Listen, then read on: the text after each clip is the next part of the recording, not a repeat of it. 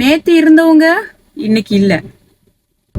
Hi, அஸ்ஸலாமு அலைக்கும். அனைவருக்கும் வணக்கம். ஜும்மா முபாரக். எல்லாரும் எப்படி இருக்கீங்க?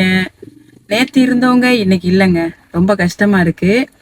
எதுக்காக இந்த வீடியோ நான் செய்யறேன்னா, ஒரு அவேர்னஸ் வீடியோவா தான் நான் செய்யறேன். ஏன்னா உலகத்துல பல சீக்குகள் வந்துருச்சுங்க. வாயில நுழையாத சீக்கெல்லாம் வந்துருச்சு. அதனால உடல்நிலையை கொஞ்சம் பார்த்துக்கோங்க. முதல்ல நம்மளுக்கு தூக்கம் ரொம்ப முக்கியங்க. தூக்கம் ஒரு நாளைக்கு நம்ம 8 மணி நேரமாவது தூக்கணும்.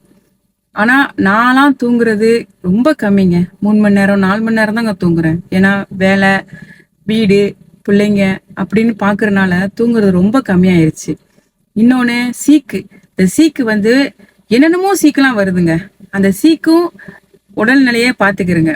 ஏன்னா வருஷத்துக்கு ஒரு தடவை போய் ஃபுல் மெடிக்கல் செக்அப் பண்ணிக்கோங்க. அந்த ஃபுல் மெடிக்கல் செக்அப் பண்றதுனால உங்களுக்கு என்னென்ன சீக்கு இருக்குன்னு அது தெரிஞ்சிடும். அடுத்தது சாப்பாடு. சாப்பாடு அளவோட சாப்பிடுங்க. எதா இருந்தாலும் அளவுக்கு மீறினா அமிர்தமும் நஞ்சும். அதனால சாப்பாடுகளை சாப்பிடுங்க. அளவா சாப்பிட்டு கம்மியா சாப்பிட்டே இருங்க.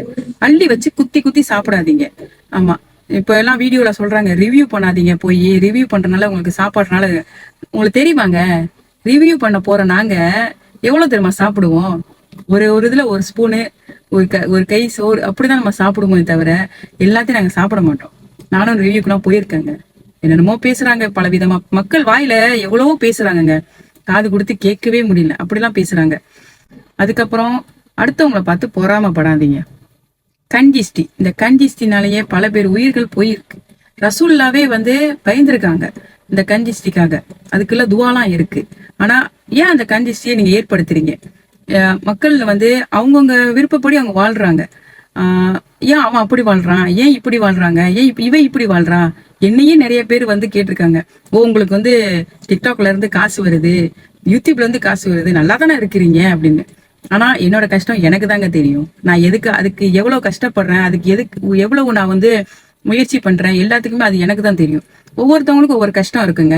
அதை பார்க்காம அவங்க நல்லா வாழ்றாங்க, நல்லா இருக்காங்கன்னு அதை பார்த்து கண்டிச்சுப்படுறீங்க, கண்டுபடுறீங்க. அதை குறைச்சிருங்க. மக்கள்கிட்ட அதை கொடுக்காதீங்க. உங்க அடுத்தவங்கள்ட்ட யார்ட்டையும் அந்த மாதிரி இருக்காது. ஏன்னா திருப்பி இது உங்களுக்கே வரும். வினை விதைத்தவன் வினை அறுப்பான். நல்லதையே நினைங்க, நல்லதே நடக்கும். எண்ணம் போல் வாழ்க்கை. ஏன்னா நம்ம குடும்பத்தை நம்ம தான் பார்க்கணும். அடுத்தவங்க பார்ப்பாங்க, நம்ம எதிர்பார்க்க கூடாது. பார்ப்பாங்க, ஒரு அளவு தான் பார்ப்பாங்க.